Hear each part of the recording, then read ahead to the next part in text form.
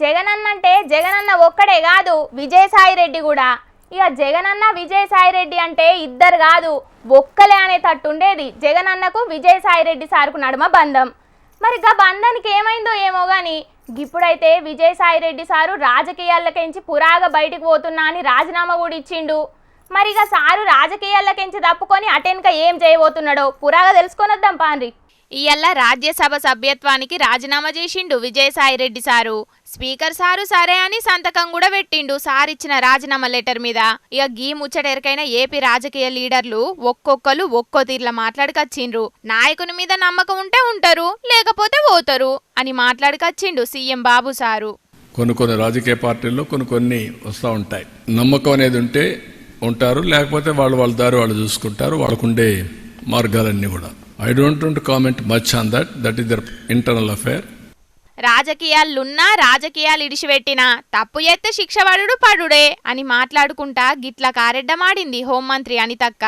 తప్పు చేసినోడు రాజకీయాల్లో ఉన్నా లేకపోయినా ఆ తప్పుకు సంబంధించిన శిక్ష అనుభవించాల్సిందే. అర్థమైందా? అది తప్పు చేసిన ఎవరికైనా రాజకీయాల్లో ఉన్నా, రాజకీయాలు మానేసైనా సన్యాసం తీసేసుకున్నానని చెప్పి కాషాయం ధరించేసినా కూడా తప్పు చేశాడంటే కనుక డెఫినెట్గా శిక్ష పడాల్సిందే. మరి అతని స్వంత విషయం అంటున్నారు, లేకపోతే ఏ అర్ధరాత్రో గొడ్డలేమైనా కల్లోకి వచ్చిందో, లేకపోతే ఏదైనా ఇంటెలిజెన్స్ రిపోర్ట్స్ ఏమైనా వెళ్ళినాయో, నెక్స్ట్ టార్గెట్లని ఏమైనా వెళ్ళినాయో ఏంటో ఆయనకి తెలియాలి, మనకు తెలియదు. పంక పార్టీల కొసకు జగనన్న ఒక్కడే ఉంటాడంటున్నాడు భీమిలి ఎమ్మెల్యే గంటా శ్రీనివాస్ సారు. చివరికి జగన్మోహన్ రెడ్డి గారు తప్ప ఆ పార్టీలో ఎవరూ మిగలరు అని ఆ రోజు మనం చెప్పిన మాట ఈరోజు నిజమైంది. మరి ఒక రకంగా చెప్పాలంటే జగన్మోహన్ రెడ్డి గారికి మరి ఆత్మ పరమాత్మ, ఆయన A1 A2 ఒక నీడ లాంటి వ్యక్తి. ప్రతి నేరంలోనూ ప్రతి యాక్టివిటీలోనూ ఆయనతో పాటు భాగస్వామ్య వ్యక్తి. అటువంటి వ్యక్తి కూడా ఈరోజు పార్టీకి అలాగే పదవికి రాజీనామా చేసి దూరంగా జరిగిపోతున్నా అంటే ఇది ఆరంభం కాదు. గతంలో చాలా జరిగాయి, చాలామంది ఎంపీలు రాజీనామాలు చేశారు. ఇక పార్టీ మనుగడ ఏంటి అని చెప్పి నాయకులు కూడా ఆలోచించుకునే పరిస్థితికి పార్టీ వచ్చిందంటే అది జగన్మోహన్ రెడ్డి గారి యొక్క యాటిట్యూడే ప్రధాన కారణం. ఇక పాతోళ్ళు పోతేంది, కొత్తోళ్ళు అత్తనే ఉంటారు అని అంటున్నారు కొందరు పంక పార్టీ కార్యకర్తలు. ఇది ఒక చెలిమ లాంటిది, కొత్త నీళ్ళు వస్తాయి, తోడుతూ ఉంటే వస్తూ ఉంటాయి. ఏం పెద్ద ఇబ్బంది. ఆయన వ్యక్తిగతంగా ఆయన చెప్పిందే వ్యక్తిగతంగా నేను రాజకీయాల నుంచి దూరం అవుతున్నా అని చెప్పి చెప్పడం జరుగుతుంది. భవిష్యత్తు వ్యవసాయం చేసుకుంటామని చెప్పి చెప్పడం జరుగుతుంది. సో తప్పకుండా ఆయనకున్న కారణాలు ఆయనకు ఉంటాయి. సో డెఫినెట్గా పార్టీ కూడా ఆల్టర్నేటివ్ చూసుకునే కార్యక్రమం తప్పకుండా చేపడతారు. ఆయనకుండే కారణాలు ఆయనకుంటాయి, పార్టీ ఏరేటోళ్ళని చూసుకుంటది అని అంటున్నారు. ఇక మైకుల ముంగడికొచ్చి మాట్లాడుకుంటే రాజకీయాలకించి బయటకు పోతే కేసులు మాఫీ ఎత్తామని ఆఫర్ గిట్ల వచ్చిందా అనే ముచ్చట మీద గీ లాజిక్ పాయింట్ మాట్లాడిండు విజయసాయి రెడ్డి సారు. రాజకీయాల నుంచి నేను తప్పుకుంటే నేను ఇంకా బలహీనుణ్ణి అవుతానే కానీ బలవంతుణ్ణి కాదు కదా. అలాంటప్పుడు కేసులు నాకు ఎందుకు మాఫీ చేస్తారు, నన్ను ఎందుకు తప్పిస్తారు? పంకపాటి కట్టాలుంటే గిట్ల మీరు బయటికి పోవచ్చునా అనే మాటల మీద కూడా గిట్ల మాట్లాడిండు సారు. జగన్మోహన్ రెడ్డి గారు అత్యంత ప్రజాదరణ కలిగినటువంటి నాయకులు. నాలాంటి వాళ్ళు 1000 మంది పార్టీని వీడినా కూడా ఆయనకున్న ప్రజాదరణ తగ్గదు అన్నటువంటిది నా ఉద్దేశం. పార్టీలకెంచి ఎంతమంది పోయినా కూడా జగనన్నకున్న ఫాలోయింగ్ తగ్గదట. అది సరే గాని మీ భవిష్యత్తు కార్యాచరణ ఏంది సారు అని మా ఇలేకరన్న అడిగితే విజయసాయి రెడ్డి సారు ఏమన్నాడో ఇంటనైతే పరిశాన్ అవుతారు మీరు. హెచ్ఎంటీవీలో సీఈఓగా జారడమే నాకు హెచ్ఎంటీవీలో సీఈఓగా జారడమే నాకు హెచ్ఎంటీవీలో సీఈఓగా జారడమే నాకు నీ అవ్వ హెచ్ఎంటీవీలా అంటే మా ఛానల్లో సీఈఓ పోస్టుల షరీక్ అవ్వుడే సారు భవిష్యత్తు కార్యాచరణ అట. సారు చిన్నగా కారెడ్డ మాడతలేడు కదా. అయితే సారు గిట్లా మాట్లాడనీకి పెద్ద కారణమే ఉన్నదుల్లో. సారు హలో అనే పేరు మీద ఒక కొత్త ఛానల్ పెట్టబోతున్నాడని మస్తు గుసగుసలిన పడుతున్నాయి. ఏమో మరి సారు మీడియాలకు వచ్చినా వత్తడు కావచ్చు, కానీ గిప్పటిదాకా మీడియాలో వేసి రాజకీయాలకు పోయినోళ్ళున్నారు. కానీ విజయసాయి రెడ్డి సారు రాజకీయాల్లో వేసి మీడియాలకు వచ్చి కొత్త ట్రెండ్ సెట్ చేస్తాడు కావచ్చు అని అనబట్టిండ్రు సారు మాటలు నిన్నోళ్ళు. సినిమాల్లో షానెన్ల సందు ఉన్నా కూడా గీ నడమైతున్నట్టయితే ఎన్నడు కాలే కావచ్చు దిల్రాజు సారు. కానీ మొన్న చెప్పుకున్నాం కదా, దాంట్లో షాన్నే ముచ్చట్లున్నాయి కానీ మొన్నటి సంది ఇన్కమ్ ట్యాక్స్ వల్ల షేకింగ్ ముచ్చటతోటి మల్లో మల్క వార్తలకు వచ్చిండు దిల్రా సారు. అగ్గో గా ముచ్చట్ల మీద ఇవాళ మైకుల ముంగడికి వచ్చి మాట్లాడిండు గాని ఓ ఉల్లా దిల్రా సార్ ఇంట్లున్న పైసలు చూసి ఇన్కమ్ ట్యాక్స్ వాళ్ళే మస్తుగా బీరిపోయిండ్రట. 4 దినాలు ఇన్కమ్ ట్యాక్స్ వాళ్ళు ఇడిచిపెట్టకుండా షేకింగ్లు చేసిండ్రు అనే ముచ్చట్ల మీద గిట్లా మాట్లాడకొచ్చిండు దిల్రా సారు. ఇన్కమ్ ట్యాక్స్ అనేది ప్రాసెస్, ఇదేమో ఇల్లీగల్ కాదు. ఇన్కమ్ ట్యాక్స్ అనేది ప్రతి ఒక్కరికి, మీరు కూడా టీడీఎస్లు కడతారుగా. ఇక దిల్రా సార్ ఇంటికి పోయిన ఇన్కమ్ ట్యాక్స్ ఆఫీసర్లే బీరిపోయిండ్రట.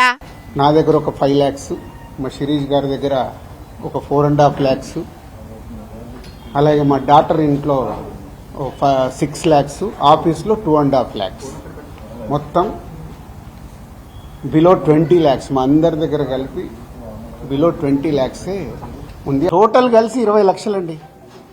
క్యాష్ రూపంలో మా ఫ్యామిలీలో కానీ ఆఫీస్లో కానీ 20 lakhs. డిపార్ట్మెంటే ఆశ్చర్యపోయింది. మొత్తం 20 లక్షలేనాట సార్ ఇంట్లున్న పైసలు. గవిటికి కూడా అన్ని లెక్కలున్నాయట. అట్లనే బంగారం కూడా ఎంత ఉండాలనో గంతే ఉన్నదట రూల్స్ ప్రకారం. ఇక పబ్లిక్ కూడా పెద్దోళ్ళు కావాలంటే ఏం చేయాలనో ఒక్క ముక్కలే చెప్పిండు దిల్రా సారు. అంటే ఇన్కమ్ ట్యాక్స్ వాళ్ళు అదే అంటారు, సార్ మేము వచ్చినామంటే మీరు పెద్దోళ్ళు అని. సో మీ మీద కూడా చేయించుకోరు, మీరు ఫాస్ట్గా పెద్దోళ్ళు అవుతారు. ఇన్కమ్ ట్యాక్స్ వాళ్ళు ఇంటికి వచ్చిందంటే వాళ్ళు పెద్దోళ్ళట. ఇక మన మీద ఇన్కమ్ ట్యాక్స్ వాళ్ళతోటి షేకింగ్లు వేపించుకోమంటున్నాడు దిల్రా సారు. మాకచ్చే ఇన్కమ్ పైసల్ని చూసి ఇన్కమ్ ట్యాక్స్ వాళ్ళు చందాలేసుకొని ఇచ్చిపోతారు. అయినా మేమేమన్నా బిజినెస్లు చేస్తున్నామా? సర్కార్లు మారినాక FDC చైర్మన్లు అయినవా మా ఇంటి మీదకి పిలిపించుకోనీకి అని దీర్ఘాలు దిస్తున్నారు దిల్రా సారు మాటలిన్న తెలంగాణ పబ్లిక్. ఆ పబ్లిక్ ఇప్పుడు మా రాముల తాత చేయాలైంది కదా, మరి పెద్ద మనిషి ఏం చేస్తున్నాడో నుల్లా ఓ పరై తరుచుకొని వద్దాం పాన్రి. ఓ తాత ఏం చేస్తున్నావే? నీకు తెలియదు. అరే కాదు, మనం ఏమన్నా అలక తక్కువ కావుపడతాం అని వాళ్ళకు. వాళ్ళు ఇంత ఏమైనా తెచ్చి మనకు పెడతాళ్ళ. మనం నువ్వు గింత ఈయన తక్కువ చేసి మాట్లాడుతుంటే ఎట్లా ఊరుకుంటావే? నేను పోయి అరుచుకున్నా తాగు. నీకు తెలియదు, ఆగు, నువ్వు ఆగంచను. ఆగో మళ్ళేం పంచాది మోపి చేసినవే నువ్వు? అక్క గంటగానం ఆగబడుతుంటే కూడా నువ్వేసుకుంటా పోతున్నావు. ఏడికి పోతున్నావు? ఎవరి మీదకి పోతున్నావు? అరే నాకు ముచ్చట చెప్పు. అరే మనం ఏమన్నా వాళ్ళ దగ్గరికి పోయి బిత్తాలు అడుక్కుంటారా? మరి మన జనాలను గంట అలక తక్కువ చేసి ఎందుకు మాట్లాడతారా వాళ్ళు? మనం ఇచ్చే పనులతోటి వాళ్ళు పెత్తనాలు చేసుకుంటా మనల్ని అనే అంత తుడుంటుంటారు వాళ్ళు. నేను అడుగుతాగు, నీకు దగ్గర నేను పోయి అడిగా తాగు, నేను పోయి అడిగా తాగు. అరే ఇంతకు ఎవల మీద కోతున్నావు? ఏం పంచాది కోతున్నావు? అదన్న చెప్పరాదు ముసలాడా. వా అక్క నువ్వన్న చెప్పరాదు. అరే ముసలాడు ముఖ్యమంత్రి సార్ మీదకి ఉన్న బండి సంజయ్ సార్ మీదకి పంచాది పోతాడు. ఎందుకు చెప్పిన ఇంటర్నేషనల్ నువ్వన్న చెప్పు. ఏంది అది నువ్వు చెప్పేది? బాగా నాకు చెప్తాను. నేను పోయి అడిగా తాగు. ఓ పెద్ద మనిషి నువ్వు పోతే పోదువు గాని ఇంతకు నువ్వు పోయి వాళ్ళని ఏం అడుగుతావో అదన్న చెప్పు, లేకుంటే వాళ్ళు నిన్నేమన్నారో అదన్న చెప్పు. ఆగు, నేను చెప్పుడు కాదు, నీకేవో ముచ్చట చూపెడతా, అది చూసినాక నువ్వే మాట్లాడు. బిడ్డ ఇంద్రమ్మ ఇల్లు అని పేరు పెడితే కేంద్ర ప్రభుత్వం నుంచి ఒక్క ఇల్లు రాదు. ఇచ్చేది ప్రధానమంత్రి ఆవాస్ యోజన. నరేంద్ర మోడీ గారి ప్రభుత్వం ప్రధానమంత్రి ఆవాస్ యోజన కింద తెలంగాణ రాష్ట్రానికి ఇల్లు ఇవ్వడానికి సిద్ధంగా ఉంది.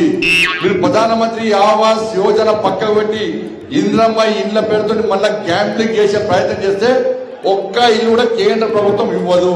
ఇన్నావే మన కేంద్ర మంత్రి బండి సంజయ్ సారు ఏమని మాట్లాడుతాడో. మన రాష్ట్ర సర్కారు పేదలకు ఇద్దాం అనుకుంటున్న ఇండ్లకు ఇంద్రమ్మ ఇండ్లు అని పేరు పెట్టేది ఉంటే ఒక్క ఇల్లు కూడా రాదట. ప్రధానమంత్రి ఆవాస్ యోజన అని పెడితేనే ఇండ్లు ఇస్తారట. ఇన్నవైగా? అవును నిజమేనే తాత. కేంద్రం ఇచ్చే నిధులతోని కడుతున్న ఇండ్లకు మీ పార్టీ నాయకురాలు ఇంద్రమ్మ పేరు ఎట్లా పెడతారు? అట్లా పెట్టేది ఉంటే ఒక్క ఇల్లు కూడా ఇయ్యమని వార్నింగ్ ఇచ్చిండు కేంద్ర మంత్రి బండి సంజయ్ సారు. ఓహో కాదు, ఒక్కటే కాదు, ఇంకా రేషన్ కార్డుల గురించి కూడా ఏమన్నాడో ఇను.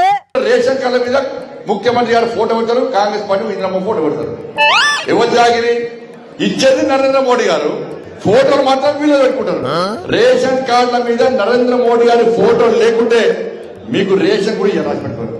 అగో ఇన్నావే, రేషన్ కార్డుల మీద నరేంద్ర మోడీ సార్ ఫోటో ఉంటేనే రేషన్ కార్డు ఇస్తారట, లేకుంటే ఇయ్యరాట. ఇక అంటే దీన్ని బట్టి ఏందన్నట్టు, వాళ్లకు ఓట్లేసిన పాపానికి మా పేదోళ్ళ నోటికాడి బుక్కను కూడా ఎత్తగొడతారు అన్నట్టు. ఇదేనా పద్ధతి? వీళ్ళేమో ఇంద్రమ్మ అంటారు, వాళ్ళేమో నరేంద్ర మోడీ అంటారు. ఏమోనే తాత, ఈ లీడర్ల పంచాదులు ఏంటియో నాకైతే అర్థమైతలేదు. వీళ్ళ పంచాదుల నడిమిట్లా జనాలందరూ ఆగమాగమవుతున్నారు. అంటే ఇటు రాష్ట్ర సర్కారును అటు కేంద్ర సర్కారు వాళ్లకు ఓట్లేసి గెలిపించిన మా జనాలకు బిచ్చమేస్తాండ్లు అన్నట్టు, అంతేనా? మా జనాలు వచ్చిన టాస్కులతోటి సర్కారు నడుపుకుంటా మా మీద పెత్తనాలు చేసుకుంటా మమ్మల్ని బెదిరిస్తారు. వీళ్ళ పార్టీ లీడర్ల పేర్లు పెట్టుకుంటే ఏందన్నట్టు చెప్పు. చెప్పు అంటే నేనేం చెప్పాలి, నాకేం తెలియదు. అరే అది కాదు పిల్ల, అటు కేంద్రాన్ని పాలించే లీడర్లైనా ఇటు రాష్ట్రాన్ని పాలించే లీడర్లైనా వాళ్ళు ఇండ్ల నుంచి ఏమన్నా తీసుకొచ్చి మా పేదోళ్ళకి ఇండ్లు కట్టిస్తారా చెప్పు. మా జనాలు టాస్కులు కడితేనే ఆ టాస్కులనే మాకు సంక్షేమానికి ఉపయోగిస్తారు కదా.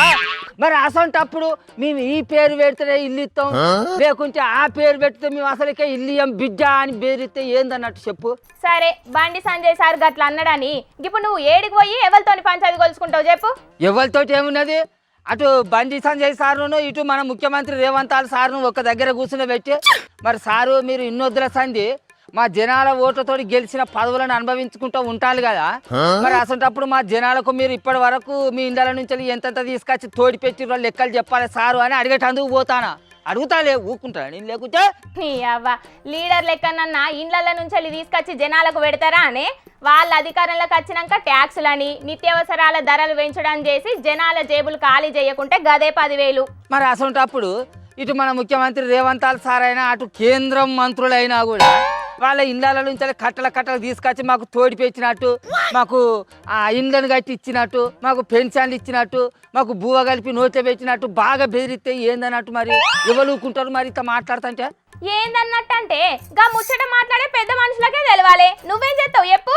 అరే నేనేం చేస్తానంటే వాళ్ళు ఎట్లా పడితే అట్లా మాట్లాడుతుంటే నేను చూసుకుంటా ఇనుకుంటా ఊకుంటాను అనుకుంటాను. అనే అసలుకే ఊకోను.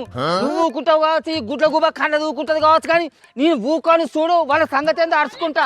అరే నువ్వు పోయి వాళ్ళతో ఏం పంచాయతీ కొలుసుకుంటావు ముసలాడా? అసలు వాళ్ళు నిన్న ఆఫీస్ గేట్ల దాకా నన్ను రానిస్తారా చెప్పు. సపరేట్ ఇంటికి రావే తాత, నీ దండం పెడితేనే రా. నువ్వు ముసలి కూలి వేసేసరికి తాత నడుదోలే నన్ను తిడతా తాత. ఏడికే పోయేది ఆగు, గదేం చెప్తాను ఆగు. శంకర్ గారు శంకర్ ఆగరా, ఏడు ఇవ్వతానవరా గా నా 4,000 రూపాయల పింఛన్ ఎప్పుడు ఇస్తుంది అట్రా సర్కారు? ఏ ముసలోడా, సర్కారు ఇచ్చినప్పుడు తీసుకో, ఎక్కడ పడితే అక్కడ అడిగినా ఇజ్జత తీస్తాను. ఇట్లే మాట్లాడినాం అనుకో ఆయనతో ఇందిరా ఇల్లు కూడా ఇవ్వం. అరే మీ ఇండియా నుంచి తెచ్చిస్తాడారా? ఏమో బాగా మాకు మమ్మల్ని బాగా బెదిరిస్తానేంద్రా? మీరైనా కేంద్రం వల్ల మీ ఇండియా నుంచి తెచ్చిస్తారా? మక్కులు సాపు చేస్తావా? సాపు చేయరా, సాపు చేయరా. ఏ పో ముసలాడా, నీకు రోజుకో పంచది లేకుంటే పొద్దే పోదు. చూస్తున్నారులా లీడర్ల ముచ్చట ఎట్లున్నదో. ఇంద్రమ్మ పేరు పెడితే ఒక్క ఇల్లు రేషన్ కార్డు కూడా ఇయ్యమని పూపాటోళ్ళు, మేము బరాబర్ గవ్వే పెడతాం అని చేయిపాటోళ్ళు. వీళ్ళందరి నడుమ ఓట్లేసిన మనమే ఆగమవుతున్నాం కదా. అయినా లీడర్లు వాళ్ళ ఇంట్లోకి వెళ్ళేమని ఇస్తున్నారా? మనం ట్యాక్సులు కడితేనే లీడర్లుగా పథకాలు ఇస్తున్నారు. మళ్ళీ గవ్విటికి కూడా వాళ్ళ పేర్లు పెట్టుకున్నాడు ఎందుకో కదా. పరిపాలన శాఖ వేసి మా బతుకులు మారుతుండ్రని ఓట్లేసి లీడర్లను గెలిపిస్తే వాళ్ళు పడే కథలేమో గిట్లున్నాయి చూడుండ్రి. డీజే టిల్లు పాట ఇనబడుతుందంటే గిడేడనో మందిల ఖచ్చితంగా మాజీ మంత్రి మల్లారెడ్డి సారు ఉంటాడు. ఇక ఆ సారు స్టేజ్ మీదనే స్టెప్లతోని జనాల్ని హుషారు ఎత్తుంటాడని అనుకుంటున్నారు కదా.